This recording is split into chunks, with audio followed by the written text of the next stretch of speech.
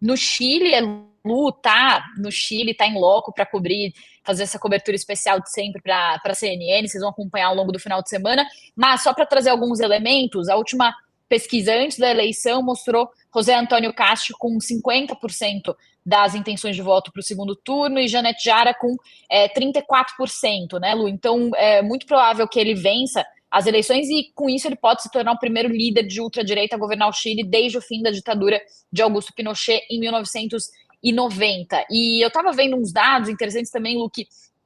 Parece que a insatisfação maior não é que as pessoas acreditam tanto nas promessas de campanha dele, linha dura, anti-imigração, melhora da economia, essas promessas de ultradireita, mas que elas estão votando nele por uma insatisfação com o governo de Gabriel Boric. Queria que você contasse um pouco para a gente quais são as perspectivas por aí.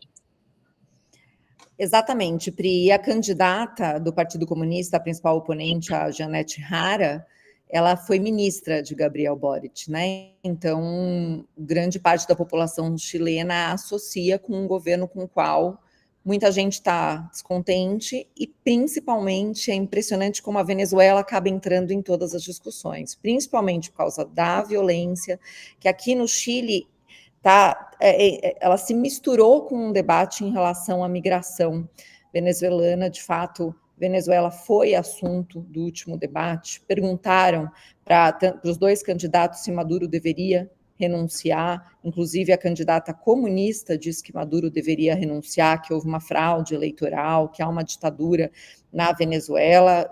José Antônio Castro, claro, também disse isso, mas a grande questão da Venezuela que é justamente pela forte entrada de imigrantes, imigrantes venezuelanos foram para todos os países da América Latina, mas aqui no Chile eles estão em grande quantidade, a gente está falando de cerca de 1 milhão de venezuelanos aqui, 700 mil em situação regular, mas tem 330 mil que estão em situação irregular, que entraram por passagens fronteiriças irregulares. E essas pessoas são a grande discussão dessa campanha política. José Antônio Castro está dando um prazo para essas pessoas deixarem do país. O próximo presidente assume no dia 11 de março, e ele fala, abandonem o país até 11 de março, porque assim vocês conseguem levar os seus bens embora do Chile. A partir de 11 de março, vocês vão ter que ir embora com a roupa do corpo. Só que isso se mistura com uma questão de direitos humanos aqui no Chile, porque muitos migrantes têm filhos chilenos. Muitos migrantes venezuelanos que não estão regularizados têm filhos chilenos que conseguiram, ou que nasceram aqui, ou que obtiveram a documentação chilena. E Castro é perguntado sobre isso, e ele diz, eles vão ter que tomar uma decisão. Ou vão embora, ou vão correr o risco de serem expulsos do Chile, e aí o filho vai ficar sob cuidado do Estado. Então, é uma discussão bastante forte. Parece algum país que eu conheço, Lu. Janete Jara disse que vai regularizar essas pessoas, mas também com resistência, porque os chilenos estão associando, não somente com venezuelanos, mas estão associando o aumento da criminalidade nos últimos tempos, que aí a gente pode colocar em questão, né, relativizar esse aumento da insegurança, que foi o que o Américo disse, comparado com o Brasil, não, comparado com o Brasil, o Chile ainda é o paraíso, mas tem índices de violência em aumento que estão assustando muito os chilenos. Escuto aqui de gente que fala, eu parei de sair à noite, algo que no Chile era impensável há alguns anos, não se falava isso por aqui.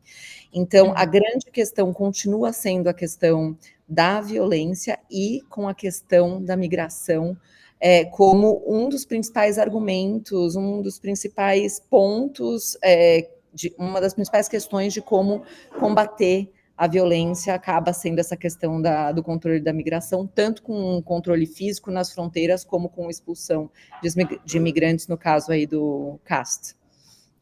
Américo, por que você acha que cola tanto esse discurso da imigração? Estava pensando justamente nisso, estava pensando inclusive em perguntar para a Lu sobre isso.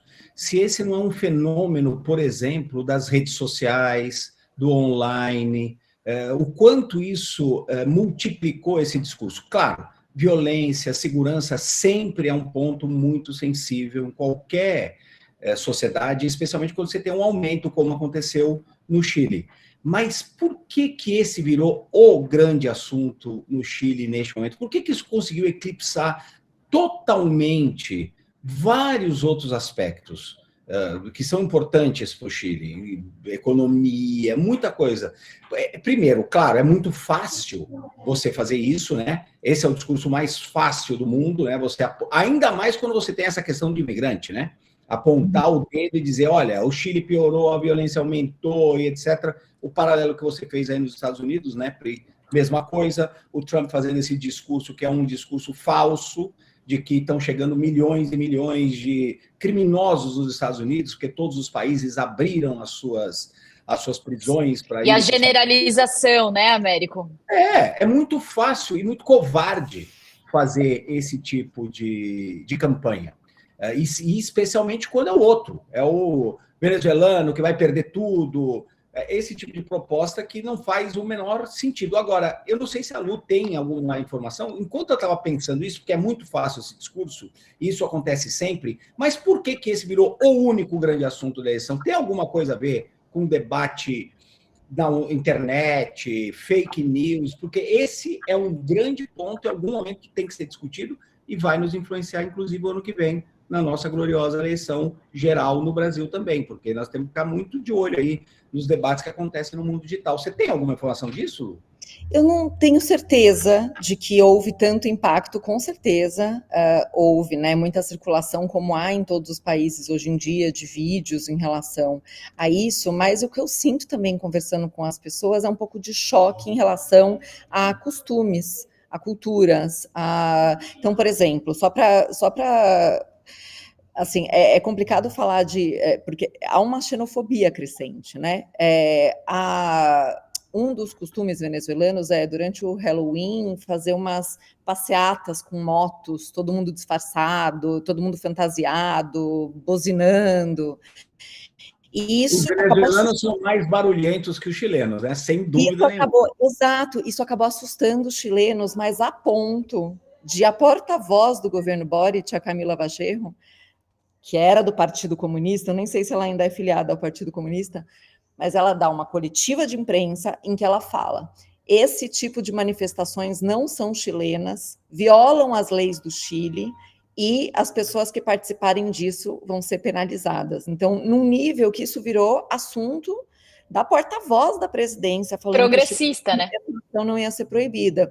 Chegando aqui, eu estava conversando com uma chilena no aeroporto, ela falava, porque a gente não é acostumado a ouvir música tão alta. Então, realmente essa questão falam em muitas brigas. Minha vizinha aqui, que é britânica, também reclama muito, porque nós brasileiros somos mais ambientes do que eles. Então, enfim, e o Américo é roqueiro, né?